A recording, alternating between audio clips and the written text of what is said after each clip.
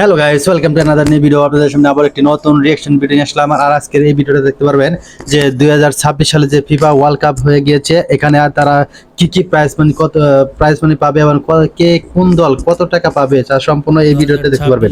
আসলে অনেকে জানেন, খেলা দেখেন, কিন্তু আসলে কোন দল কত টাকা পাবে এটা কিন্তু জানে না।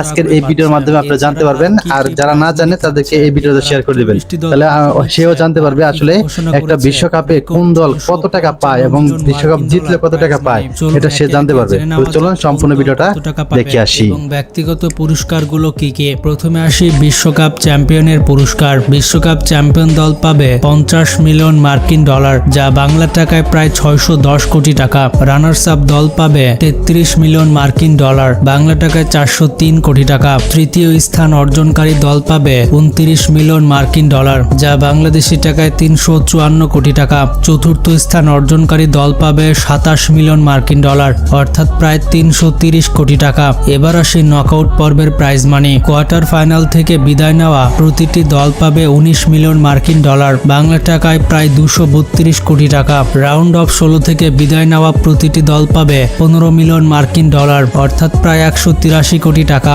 আর যে দলগুলো রাউন্ড অফ 32 থেকে বিদায় নিয়েছে সে দলগুলো পাবে 11 মিলিয়ন মার্কিন ডলার, বাংলাদেশি টাকায় প্রায় 134 কোটি টাকা।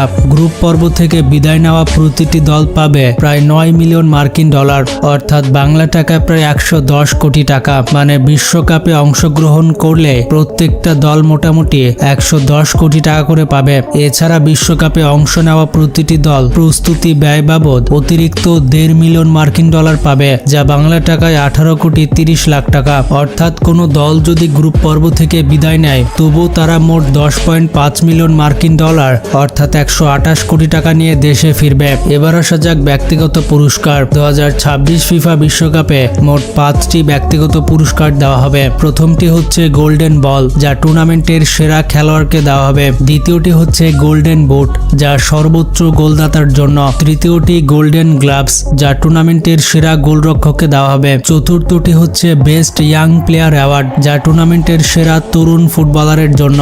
আর পঞ্চমটি ফেয়ার প্লে অ্যাওয়ার্ড, যা সব থেকে শৃঙ্খলাপূর্ণ দলকে প্রদান করা হবে। তবে একটি বিষয় জেনে রাখা ভালো, এই 5টি ব্যক্তিগত পুরস্কারের জন্য ফিফা কোনো নির্দিষ্ট নগদ অর্থ ঘোষণা করেনি। বিজয়ীরা মর্যাদাপূর্ণ ট্রফি এবং বিশ্বজুড়ে স্বীকৃতি অর্জন করবেন। সব মিলিয়ে 2026 ফিফা বিশ্বকাপে মোট দলীয় প্রাইজ মানি 655 মিলিয়ন মার্কিন ডলার, যা বাংলাদেশি টাকায় প্রায় 7,991 কোটি টাকা, মানে প্রায় 8,000 কোটি টাকা। এটা কিন্তু এখনো পর্যন্ত বিশ্বকাপের ইতিহাসের সর্বোচ্চ প্রাইজ মানি। 2022 সালে কাতারে অনুষ্ঠিত ফিফা বিশ্বকাপে মোট প্রাইজ মানি ছিল 440 মিলিয়ন মার্কিন ডলার। এর বাইরে খেলোয়াড় প্রস্তুতি, ক্লাব ক্ষতিপূরণ এবং বিভিন্ন উন্নয়নমূলক খাতের জন্য আলাদা অর্থ বরাদ্দ ছিল। তবে দলগুলোর মধ্যে সরাসরি বিতরণ করা হয়েছিল এই 440 মিলিয়ন মার্কিন ডলার। বিশ্বকাপে অংশ নেওয়া 32টি দলের প্রত্যেকেই অংশগ্রহণের জন্য একটি নির্দিষ্ট অর্থ নিশ্চিতভাবে পেয়েছিল। যারা গ্রুপ পর্ব থেকে বিদায় নিয়েছিল তারাও খালি হাতে দেশে ফেরেনি। প্রতিটি দল অন্তত 9 মিলিয়ন মার্কিন ডলার পুরস্কার পেয়েছিল। গ্রুপ পর্বে প্রতিটি দল 3টি ম্যাচ খেলে যদি এই 9 মিলিয়ন ডলারকে 3 ম্যাচে ভাগ করা হয় তাহলে দেখা যায় একটি ম্যাচের আনুমানিক